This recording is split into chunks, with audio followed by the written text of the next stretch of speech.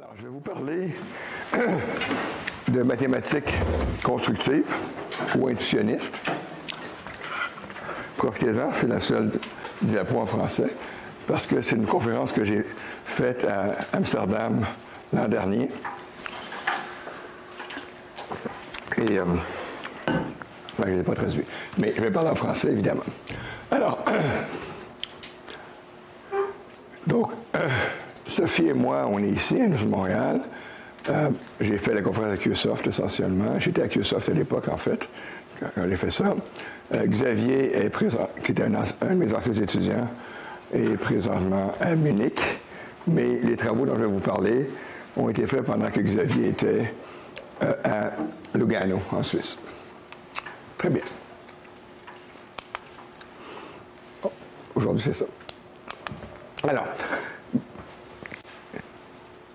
je ne sais pas à quel point ce personnage absolument très, très important dans l'histoire des mathématiques vous est connu. Cette photo est prise au siège de l'Académie des sciences des Pays-Bas, à Amsterdam. Il s'agit de Brouwer. Alors, Brouwer, c'était vraiment un des très, très grands mathématiciens fin 19e, début 20e siècle. Et il est connu surtout pour deux choses. D'une part, l'intuitionnisme, qui est une forme du constructivisme dont je vais parler aujourd'hui. Et d'autre part, pour un théorème absolument spectaculaire qui s'appelle le théorème du point fixe. Et c'est intéressant de savoir que David Hilbert, probablement le plus grand mathématicien du 19e, 20e siècle, du moins jusqu'à Shannon et Turing, disons. Donc, Hilbert était en admiration devant le théorème du point fixe de Brouwer. Par contre, il détestait cordialement l'intuitionnisme. Et en fait, Brouwer, c'était un de ses étudiants, je pense, qui a mal tourné, d'après Hilbert. Parce qu'il a prouvé son théorème du point fixe, quand il était plus jeune, à une époque où il commençait à penser à l'intuitionnisme. Et quand il l'a publié, il savait que ce n'était pas bon de son nouveau point de vue. Il l'a publié quand même parce qu'il a compris que ce serait bon pour sa carrière. Et il avait raison. Mais il avait déjà compris que les vrais mathématiques devraient être intuitionnistes. Je ne dis pas que c'est le cas. Il avait compris ça dans le sens que c'est ça qu'il croyait. Et je ne suis pas prêt à dire que ce n'est pas vrai. Je trouve ça juste très, très intéressant que vous ayez une occasion d'en entendre parler si vous ne connaissez pas déjà. Mais c'est vraiment une forme de mathématiques parallèle aux mathématiques qu'on fait depuis le temps des Grecs, et même avant ça. Et c'est vraiment parallèle, c'est consistant, c'est cohérent en soi, et ça prouve des théorèmes différents. Il y a des théorèmes qui sont vrais en intuitionnisme, qui ne sont pas vrais classiquement, et vice-versa. Donc c'est vraiment intéressant qu'il existe deux types de mathématiques qui sont chacune parfaitement cohérentes en soi, et qui sont différentes, vraiment différentes, dans ce que ça peut prouver, dans ce qui est vrai, littéralement. C'est pas la première fois que ça arrive. Pensez à la géométrie. Quand Euclide a fait ses éléments, peut-être le livre de mathématiques le plus influent de toute l'histoire, moi j'ai étudié les éléments d'Euclide quand j'étais à l'école, sans blague. C'était plus que 2500 ans que c'était écrit, à peu près. Mais Euclide, il a fondé toute sa géométrie, c'est un peu lui l'inventeur de la méthode axiomatique. Il a posé des axiomes, il a posé ce qu'il appelait des faits communs, des vérités communes, comme deux choses égales à une troisième sont égales entre elles. Puis aussi des postulats ou des axiomes, comme il a appelé des axiomes géométriques. Et il a essayé, il y avait 4 axiomes géométriques, Euclide. Et il a essayé de dériver toute la géométrie connue à l'époque, et peut-être d'en rajouter, seulement à partir de ces axiomes-là. Et puis, à un moment donné, il n'était plus capable. Il n'était plus capable, et c'est là qu'il a été obligé de se rajouter un 5e axiome, le postulat d'Euclide, en se disant, ben écoute, je ne réussis pas à le prouver à partir des autres, fait que je suis bien obligé de le rajouter comme axiome. C'est celui qui est connu généralement comme d'une droite et d'un point sur la droite, il existe une seule parallèle qui passe par le point, parallèle à la droite qui passe par le point. C'est pas comme ça qu'il l'a exprimé. Il l'a exprimé d'une façon totalement bizarre, mais équivalente. Et dans les siècles suivants, il y a des mathématiciens qui se sont dit, mais ce serait bien de le prouver quand même, le cinquième postulat à partir des autres. Puis ils ont essayé, puis ils ont essayé, puis ils ont essayé. Il y en a qui ont pensé réussir, mais leur preuve était fausse. Jusqu'à ce qu'on découvre que les deux mathématiques, les deux géométries, soit la géométrie euclidienne, dans laquelle on accepte le cinquième postulat, et la géométrie non euclidienne, dans laquelle non seulement on n'accepte pas, mais on le pose comme étant faux. Et les deux géométries qu'on obtient, en fait, trois géométries, parce qu'il y a deux façons d'être faux. Ça peut être d'une droite et d'un point, il n'y a aucune parallèle, ou qu'il y a une infinité de parallèles. Et ce sont les deux seules façons raisonnables de contredire le cinquième postulat d'Euclide. Et les mathématiciens, dont Hilbert, non Gauss, mais aussi Bolaï, surtout Bolaï, un Hongrois, les mathématiciens ont démontré qu'on peut faire une géométrie parfaitement cohérente avec les 4 axiomes d'Euclide, plus un axiome comme quoi il n'y a aucune parallèle, ou un axiome comme quoi il y a une infinité de parallèles. Donc il y a 3 sortes de géométries. Ce sont 3 géométries qui sont parfaitement cohérentes en soi, chacune des 3, mais qui sont différentes l'une de l'autre. Et donc quand je vous parle de mathématiques constructives versus classiques, qui sont différentes et cohérentes, c'est pas nouveau. C'est pas la première fois qu'on a des nouvelles mathématiques. Mais là où je trouve ça plus intéressant dans le contexte des mathématiques constructives, c'est que ce qu'on considère comme étant pas fondamentalement acquis, c'est la logique. La logique, quelque part, c'est plus fondamental que la géométrie. Peut-être pas pour les Grecs, peut-être aussi avec Aristote, mais je pense qu'aujourd'hui, on va considérer la logique, c'est peut-être la plus fondamentale des disciplines des mathématiques. Et pourtant, même la logique n'est pas quelque chose qui est universel. On peut avoir 2 logiques différentes, chacune parfaitement bonne, et on peut imaginer que sur une autre planète, ils ont développé la logique constructive depuis le début. Puis un jour, il y a un fou qui arrive avec la logique qu'on nous, on appelle classique, puis on rit un peu de lui. On peut imaginer ça. Bon, de quoi il s'agit? En passant, le théorème du point fixe de Brouwer est à peu près la plus non constructive des preuves qu'on peut s'imaginer. Alors, c'est pour ça que Brouwer l'a comme renié par la suite. Voici le théorème du point fixe. On ne va pas en parler vraiment, là, je vais juste vous l'énoncer parce que j'en ai parlé. Ça dit que toute fonction continue d'un ensemble dans lui-même, avec certaines conditions sur l'ensemble, qui sont topologiques, bon, mais les conditions que je ne lirai pas, mais toute fonction continue d'un ensemble dans lui-même possède un point fixe. Un point fixe voulant dire un x0, tel que f de x0 égale x0. Okay? Ça, c'est un point fixe. Et la preuve de ça est tout à fait correcte pour un mathématicien classique, genre Hilbert. Mais c'est impossible. On peut démontrer qu'étant donné une description algorithmique de la fonction f, il n'y a aucun processus calculable qui va vous trouver x0, ou même qui va pouvoir trouver une description de x0. Donc, oui, x0 existe, mais on ne peut pas le trouver. C'est ça qui n'est pas constructif. Le théorème n'est pas constructif parce qu'il ne construit pas x0. Et en un sens, ce sont les mathématiques de Dieu. Dans le sens que Dieu, lui, va trouver x0, il n'y a pas de problème. Mais nous, les humains, on ne peut pas. Alors, c'est un peu amusant parce que Brouwer, c'est vraiment le pape de la logique constructive, ou des mathématiques constructives, mais il y a eu un évêque. Ce qui est amusant, c'est que son évêque s'appelait Bishop. Bon, donc il y a quelqu'un qui a vraiment popularisé la logique constructive de Brouwer, ou intuitionniste, qui a écrit un petit fascicule qui est vraiment très, très intéressant. Et je tire pas mal tout ce que je vais vous dire de ça, donc de Bishop, pas de Brouwer. Et je ne sais pas si c'est dans les mots de Brouwer, mais Bishop certainement parle des mathématiques de Dieu, qui sont les mathématiques classiques, versus les mathématiques humaines, qui sont les mathématiques constructives. Alors, je vais vous donner un exemple de mathématiques de Dieu. Voici un théorème que vous connaissez sûrement. Vous avez probablement déjà vu la preuve. C'est un vieux théorème qui est le suivant. Toute séquence croissante bornée converge. Okay? Bon. Dit autrement, séquence de nombre réel. On parle en nombre réel. Donc, si j'ai une séquence, puis je sais qu'il n'y a aucun xi qui est plus grand que b, j'ai une borne. Ce n'est pas nécessairement la limite, mais j'ai une borne. Dès que j'ai une borne sur les xi, et si les... Là, je vais mettre 0, 1, 2, c'est les valeurs des... Juste pour avoir une échelle. Alors, supposons que x1, c'est 0. Donc, vous calculez. Supposons que vous avez une façon de calculer les xi. Vous avez un algorithme qui, donné i, va vous calculer xi. Bon, x1, c'est 0. x2, c'est 1/2. x3, c'est 2 tiers. 4 cinquièmes, 5 sixièmes, etc.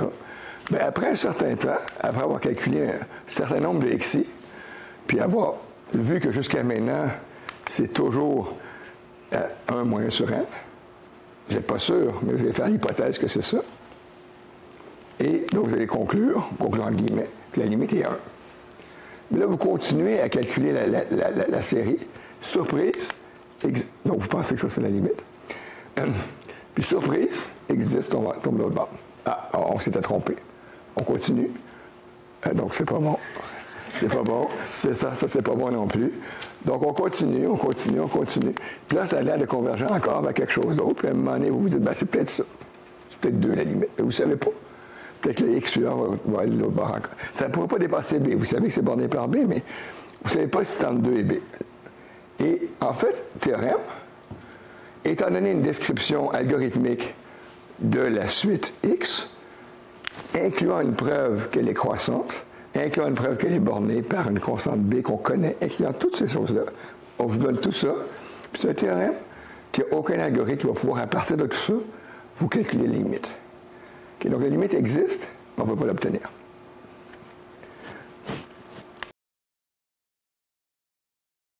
Donc c'est un très très bel exemple. C'est un très très bel exemple d'un théorème non constructif. Pas seulement que la preuve n'est pas constructive, mais c'est un théorème comme quoi il n'y a aucune façon de le prouver de façon constructive. Et donc l'énoncé est constructivement non valide parce qu'on ne peut pas trouver la limite de façon calculatoire. Je vais vous donner mon exemple préféré d'un théorème dont la preuve est non constructive. Il existe une preuve constructive que je ne vous donne pas. Mais ce qui est intéressant ici, c'est la preuve non constructive que je vais vous montrer. Et si vous vous souvenez juste d'une chose de cette conférence-là, ça va être ça. Ça, c'est un très, très bon sujet de conversation dans la partie de Noël. Alors, théorème. Il existe 2 nombres irrationnels x et y. C'est que x puissance y est rationnel. Avez-vous une suggestion? Suggérez-moi x et y. Il est rationnel. C'est pas très difficile. Pardon? Racine de 2. Et quoi? Racine de 2 pour x. Et quoi pour y? Racine de 2. Il est exact que non, racine de 2 puissance racine de 2 est en fait irrationnel. Mais c'est pas facile à prouver. C'est vrai, on sait le démontrer, même constructivement. Mais c'est pas évident. C'est pas évident. Aux suggestions. Quelque chose, ça va être évident que les deux sont irrationnels, puis que x puissance y est rationnel. Oui? E à la log 2. Pardon, j'ai pas entendu? E à la log 2. Oui, E à la log 2. E est irrationnel, logarithme naturel de 2 est irrationnel, et E à la log 2 égale 2 qui est rationnel. Excellent. Excellent. Alors, mais attention, démontrer que E est irrationnel, c'est pas si facile que ça non plus. Moi, ce que je veux, c'est une preuve que même les Grecs anciens auraient compris, même Pythagore aurait pu comprendre la preuve. C'est ça que je veux. Puis Pythagore, ben, il connaissait beaucoup de géométrie, c'est clair, mais il ne connaissait pas beaucoup d'algèbre. Pythagore, après, la seule chose qu'il savait qui était intéressante dans le contexte, c'est que racine carrée 2 est irrationnel. Ça avait été démontré dans son temps. Donc, tu avais bien commencé. On va passer avec racine de 2. On sait qu'il y a une preuve élémentaire que racine de 2 est irrationnel. Très bien. Alors, je vais prendre A et B comme étant exactement ta suggestion. Okay? Non, je te remercie. Je suggère A et B comme... Ben, c'est pas ici grec, là. Je prends A et B comme étant racine de 2. Première suggestion, est-ce que A puissance B, qu'on va appeler C, est rationnel? Réponse, non, mais c'est très difficile à prouver. Ça fait qu'on va faire semblant qu'on ne sait pas. Mais c'est pas grave, c'est là que c'est beau. Parce que si oui, si c'est rationnel, on a fini. Hein? On a racine 2, la racine 2, et racine rationnelle, qui donne C qui est rationnel, on a fini. Mais sinon, ce qui est en vérité le cas, si racine 2, la racine 2 n'est pas rationnelle, on va prendre x comme étant racine 2, la racine 2, et y comme étant racine 2. Et là, regardez ce qui se passe. Racine 2, la racine 2, à la puissance racine 2, bien, c'est racine 2, la puissance racine 2 fois racine 2. Racine 2 au carré, c'est 2, qui est rationnel. Donc, dans un cas comme dans l'autre, on a gagné. Hein? Donc on sait que oui, ça existe X et Y irrationnels, tel que l'expérience Y est rationnelle, mais on ne sait pas lesquels. On ne sait pas lesquels. La plupart des mathématiciens chevronnés, classiques et bornés, comme la suite de tantôt, n'auront aucun problème avec ça. Ils vont se dire, ben oui, la preuve est bonne. Je suis pas en train de dire qu'elle n'est pas bonne, mais ça ne les dérangera pas. Mais moi, je trouve qu'il y a quand même un mauvais goût que ça nous met dans la bouche. Parce qu'on ne sait pas. On ne sait pas c'est quoi X et Y. On sait juste qu'il existe, mais on ne les a pas trouvés. Est-ce que c'est racine de la racine 2 ou est-ce que c'est racine de la racine 2 à la racine 2? On ne sait pas. Alors, la preuve ne donne aucun indice. De la même façon que la preuve que tout de suite bornée, croissance, converge, donne aucun indice sur converge vers quoi. Bon, la plupart des mathématiciens, ça ne les dérange pas du tout. Puis si vous en faites partie, c'est correct. Moi, ça me dérange un peu. Ça ne me dérange pas au point de rejeter la preuve, mais ça me dérange quand même. Mais les intuitionnistes ou les constructivistes, eux, vont rejeter la preuve comme étant non valide. Bon, il existe une preuve constructive que X et Y existent. Bon, mais la preuve que je vous ai montrée n'est pas valide pour un constructiviste. Parce que ça ne construit pas X et Y. Ça prouve juste leur existence. Alors, la logique constructive fonctionne de la façon suivante. Je ne vous donne pas toutes les règles, on n'a pas le temps dans une heure, mais je vais vous donner les principales divergences avec la logique classique à laquelle vous êtes habitués. Si vous voulez prouver P ou Q, je ne l'ai pas écrit. Si vous voulez prouver P et Q, bien, vous devez prouver P et vous devez prouver Q. Ça, c'est pareil que la logique classique. Mais si vous voulez prouver P ou Q, il faut explicitement que vous prouviez P ou que vous prouviez Q. Ben, ou les deux, c'est bon aussi. Donc, pour prouver P ou Q, il faut que vous sachiez lequel, au moins un des deux qui est vrai. Puis vous avez une preuve de ça. Et ça, dit autrement, P ou non P, qu'on appelle le principe du tiers exclu, P ou non P, c'est pas valide constructivement.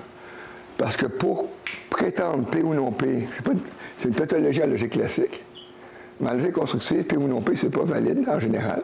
Parce que pour prouver P ou non P, vous devez soit prouver P, soit prouver non P. Et si l'énoncé P est indécidable, vous n'êtes pas capable.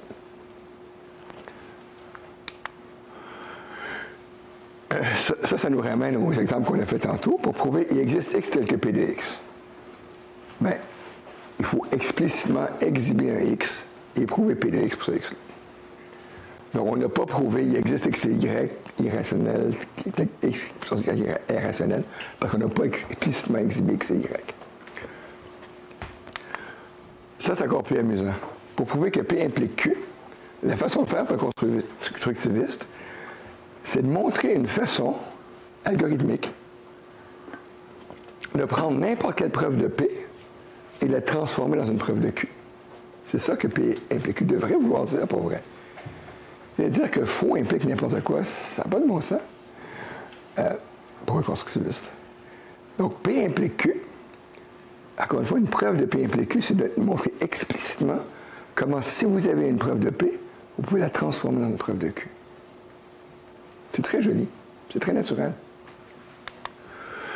Bon, revenons ici. Pour prouver que P ou Q, il faut prouver soit l'un ou l'autre explicitement, et donc, c'est ce que je viens de vous dire. Le principe du tiers exclu n'est pas valide. En particulier, on ne peut pas faire de preuve à contradiction. La preuve à contradiction, vous voulez prouver quelque chose, vous faites l'hypothèse que c'est faux, et vous avez une contradiction, donc ce que vous voulez prouver est vrai. Et ça, ce raisonnement-là fonctionne parce que P ou non P. Vous avez prouvé que non P est faux, donc P est vrai, parce que P ou non P. Mais en logique constructive, la preuve à contradiction n'est pas valide. Bon, le principe de non-contradiction, que P ou non P, P et non P est faux, ça c'est bon. Revenons ici. On veut prouver qu'il existe X tel que P de X, donc il faut exhiber X. Je vais vous donner un autre exemple de théorème super connu qui n'est pas valide. Pas juste que la preuve n'est pas valide, le théorème n'est pas valide. En mathématiques constructives. Le théorème de Bolzano, valeur intermédiaire, je vous rappelle ce que c'est. toute fonction d'un intervalle fermé dans les réels, intervalle fermé de réel dans les réels, toute fonction qui est telle que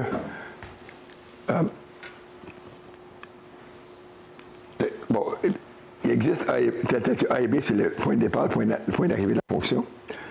Dire que f de A fois f de B plus psi 0, c'est une façon raccourcie de dire qu'il y en a un qui est négatif, l'autre positif ou vice-versa. Donc, supposons que f de A est négatif, f de B est positif. Le théorème de Bolzano vous dit qu'il y a un point entre A et B où f de x égale 0. Par exemple, ça c'est une fonction sinusoïdale, je ne sais plus trop laquelle. Ben, vous voyez bien qu'il y a un point, f de moins 1 est négatif, f de 2 est positif, puis donc personne n'est surpris qu'il y ait un point où f de x égale 0. Mais ça, ce n'est pas constructivement valide, parce qu'il n'y a aucune façon algorithmique, à partir d'une description de la fonction f continue. Je ne sais pas si j'avais dit qu'f était continue, mais c'est important pour le théorème. Donc, il n'y a aucune façon, théorème classique, il n'y a aucune façon, à partir d'une description d'une fonction des réels dans les réels, de A à B dans les réels, d'une preuve que la fonction est continue. Il n'y a aucune façon, à partir de ça, et d'une preuve que f de A est négatif et que f de B est positif. Je vous donne tout ça, puis avec tout ça, c'est impossible. C'est pas qu'on ne sait pas comment faire. On peut démontrer que c'est calculatoirement impossible de trouver un x tel que f de x égale 0. Là, j'en vois qu'on a misère à croire ça parce qu'il semblerait qu'on peut comme converger. La méthode de Newton, hein, ça devrait être capable. La méthode de Newton ne fonctionnera pas. Elle va... mais la raison pour laquelle ça ne fonctionne pas, je ne suis pas prêt à vous l'expliquer encore. Je vais peut-être venir un peu plus tard. Mais c'est un théorème. C'est un théorème que c'est impossible, de façon systématique, de trouver un zéro d'une fonction continue, malgré Newton. Bon. Par contre, il y a des théorèmes en logique constructive qui sont pas vrais classiquement. Donc, on n'a pas juste perdu. Jusqu'à maintenant, on a perdu plein d'affaires. Ça a l'air. C'est bien beau être masochiste, là, mais on va revenir à la logique classique pour pouvoir prouver les vrais théorèmes. Non, en logique constructive, il y a des nouveaux théorèmes qui apparaissent. Ça, c'est encore plus surprenant. Mon préféré, c'est celui-ci. Vous n'allez pas le croire.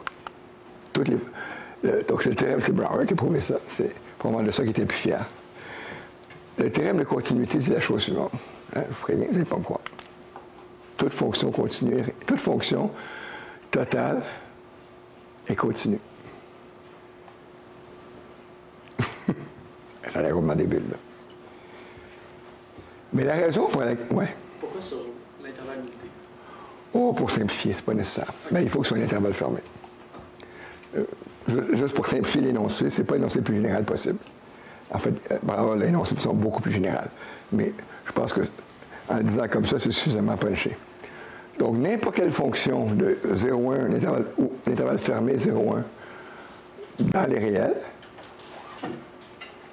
et qui est totale, donc définie à tous les points, et continue.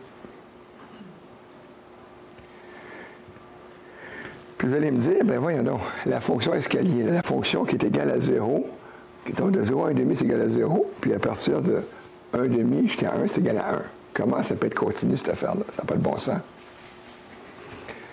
Mais la réponse, c'est que cette fonction-là n'existe pas. Donc, puis, je vous argumenterai, si j'ai le temps à la fin, pourquoi cette fonction n'existe pas. Mais la raison pour laquelle c'est un nouveau théorème, c'est parce que toutes les fonctions qui ne seraient pas continues, et bien d'autres, n'existent tout simplement pas.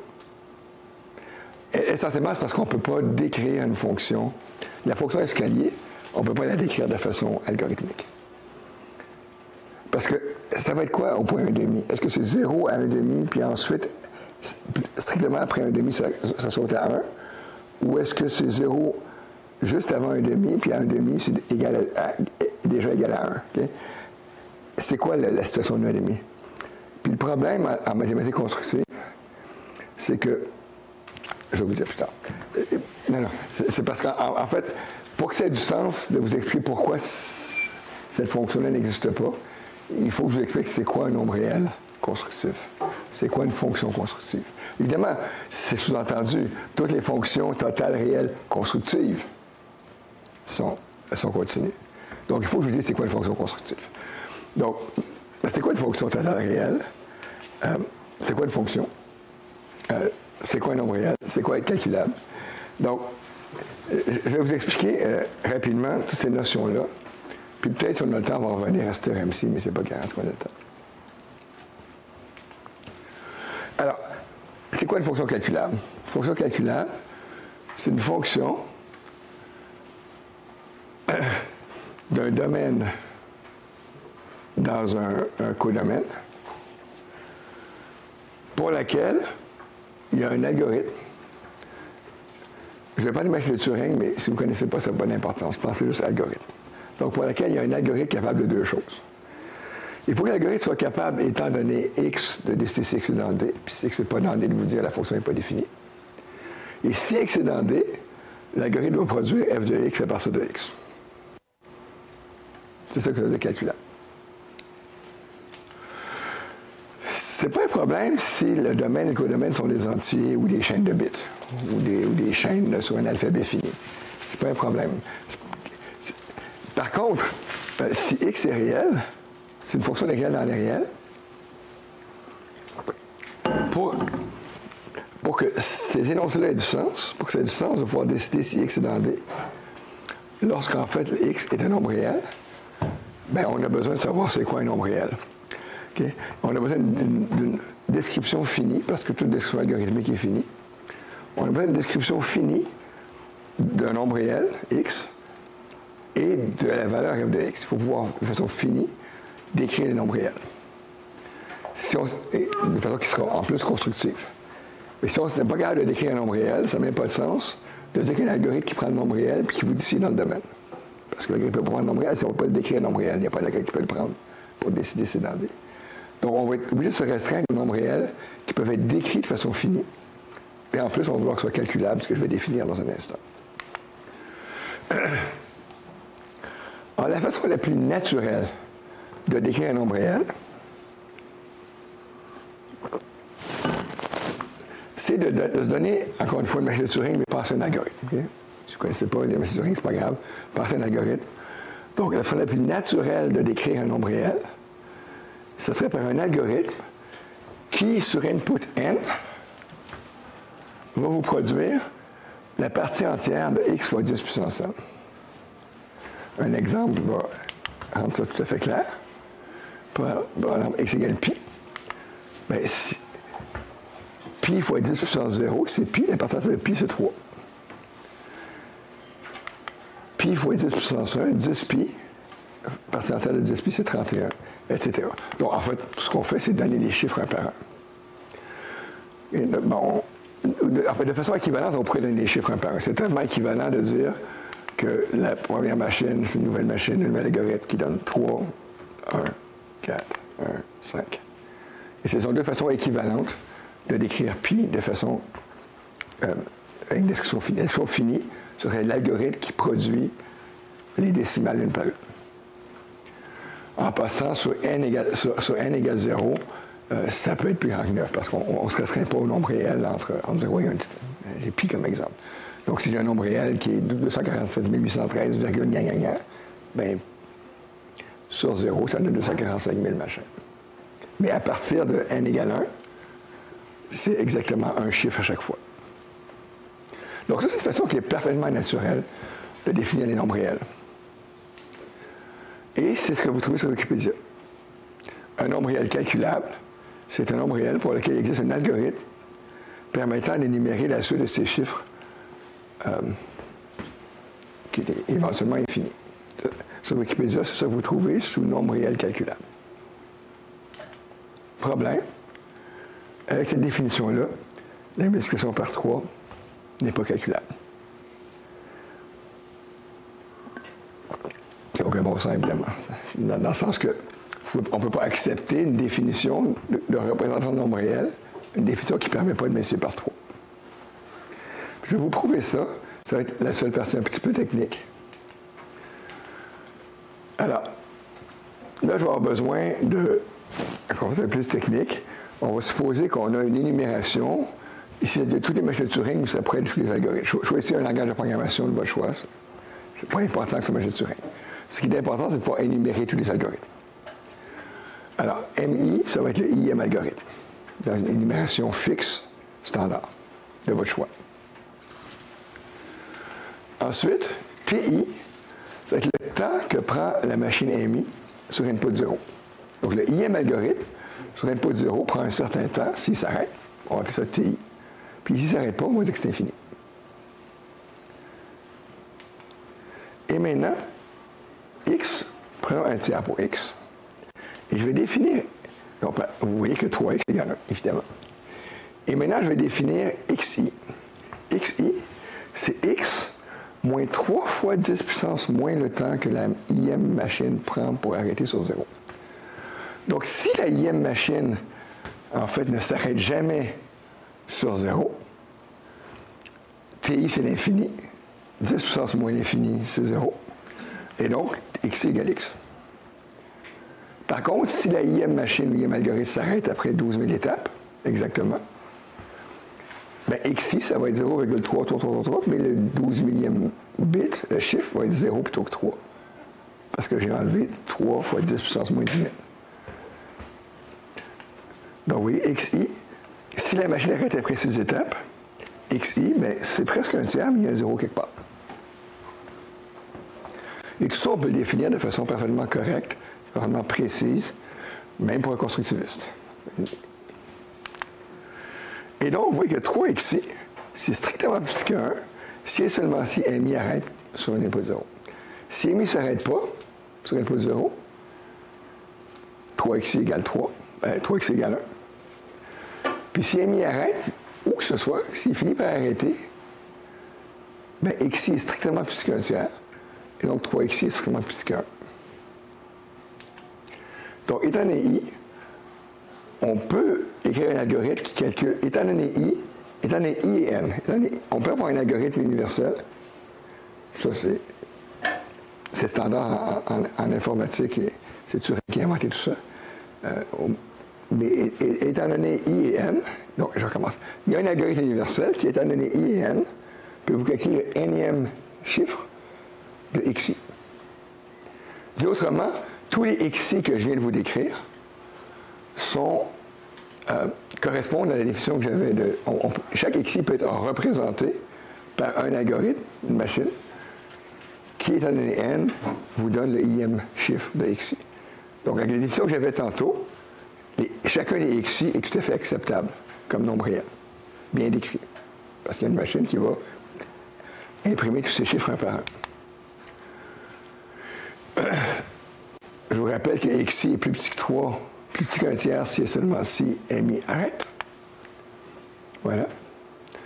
Mais il s'adonne que Turing a démontré, dans les années 30, je pense, Turing a démontré que le problème de savoir si une machine va s'arrêter sur input 0 est indécidable.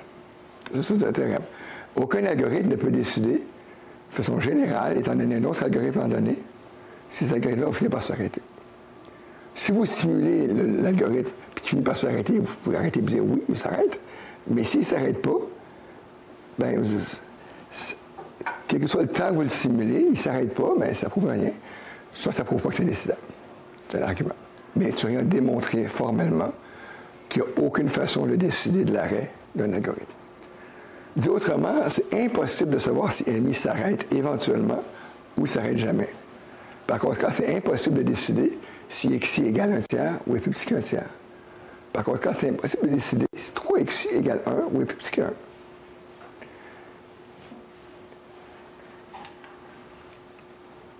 Et donc, calculer le 0e chiffre de 3XI, c'est pas possible.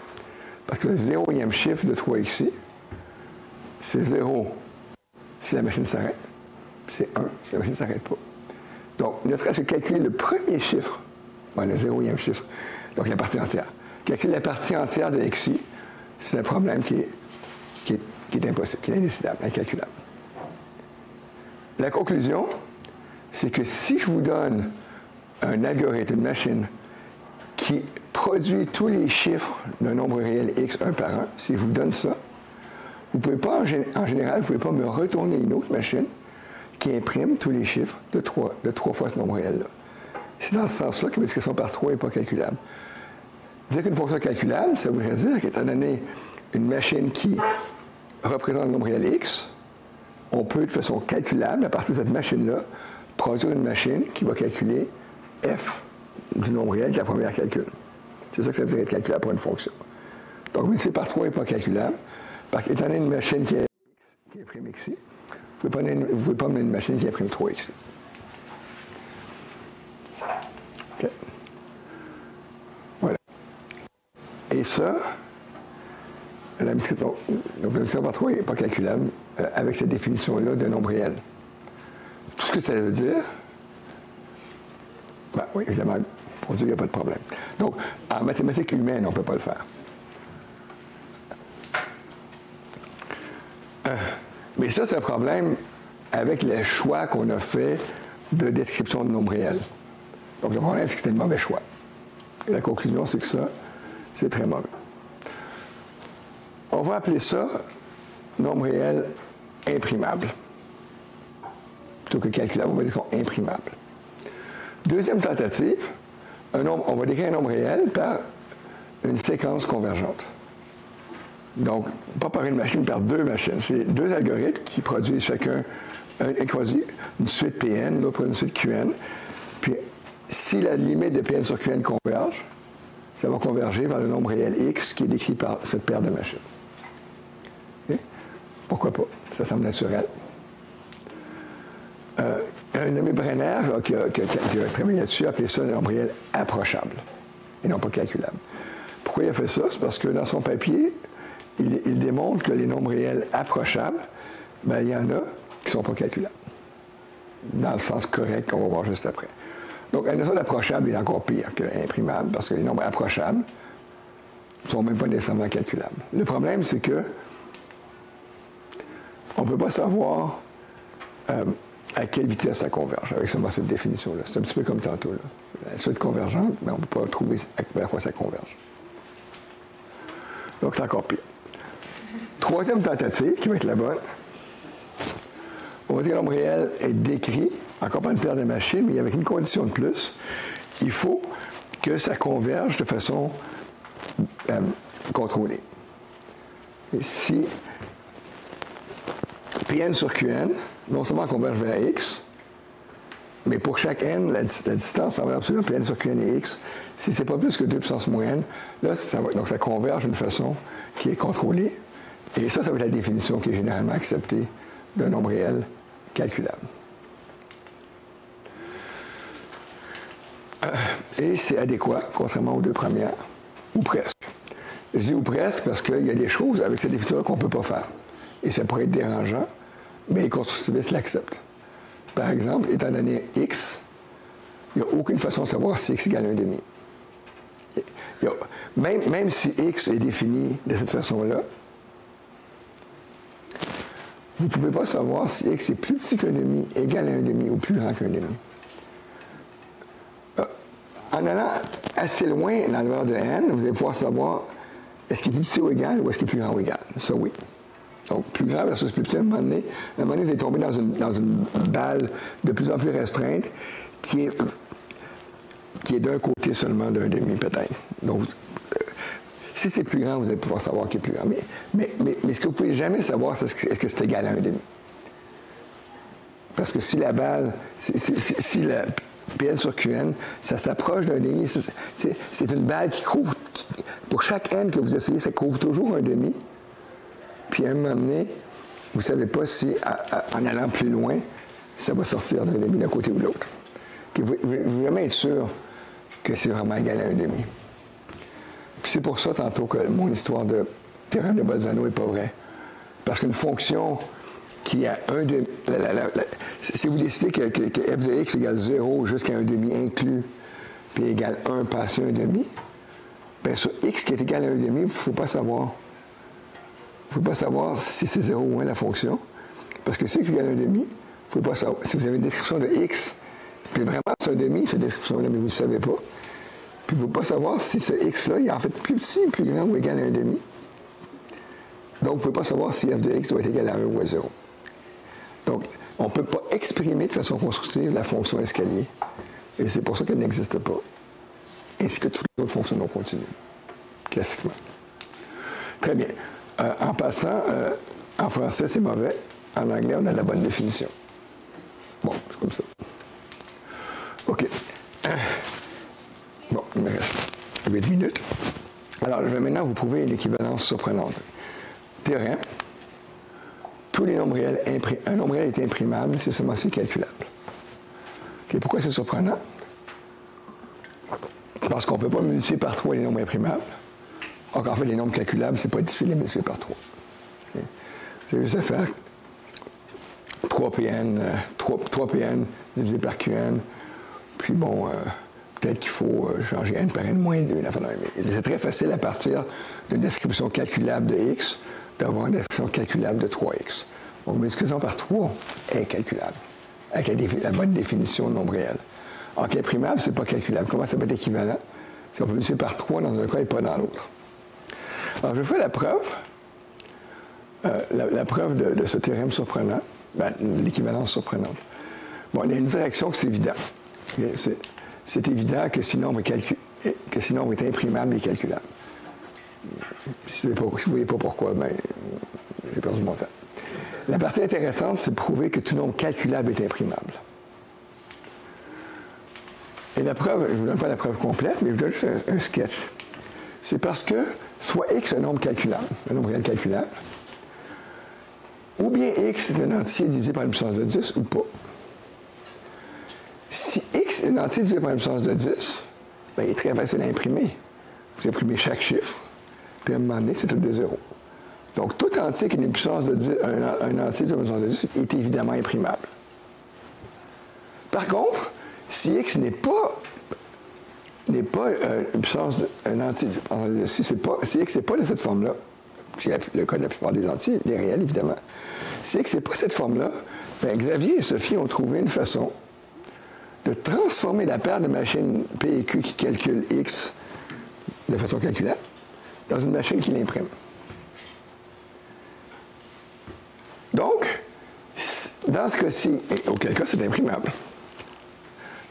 En fait, la machine qui va imprimer x à partir des machines P et Q qui la calculent, cette machine-là, elle est bien définie, même dans ce cas-ci, elle est bien définie, mais elle ne fonctionnera pas. Elle va boucler à l'infini sur certains inputs. Donc, elle ne va pas imprimer correctement. Mais l'important, c'est que dans un cas comme dans l'autre, si x est calculable, on peut l'imprimer. Mais évidemment, le problème est là. Il n'y a personne qui a réagi. Tout nombre réel x est soit un entier divisé par une puissance de 10 ou pas. Bien, ça, c'est pas correct. C'est pas valide constructivement. Okay, la preuve de Xavier et Sophie est tout à fait valide classiquement, mais pas constructivement. C'est ça qui sauve le bateau, si vous voulez. C'est comme dans ce cas-là. Alors, donc, théorème, oui, tout nombre réel imprimable, enfin, calculable est imprimable, c'est la section difficile. Donc, tout nombre réel calculable est imprimable, oui, mais il n'y a aucune façon calculable de passer d'une machine qui calcule à une machine qui imprime. Et c'est pour ça qu'on ne peut pas multiplier par 3 dans le monde imprimable. Parce que j'ai un x imprimable, du x imprimable, je peux obtenir le x calculable correspondant. C'est facile. Une fois que j'ai le x calculable, je peux obtenir 3x calculable. Mais à partir de 3x calculable, je ne peux pas revenir au 3x imprimable. C'est pour ça qu'il n'y a pas de contradiction dans les différents énoncés que je vous ai faits. Et en fait, l'équivalence n'est pas constructivement valide. Voilà. Donc, c'est tout.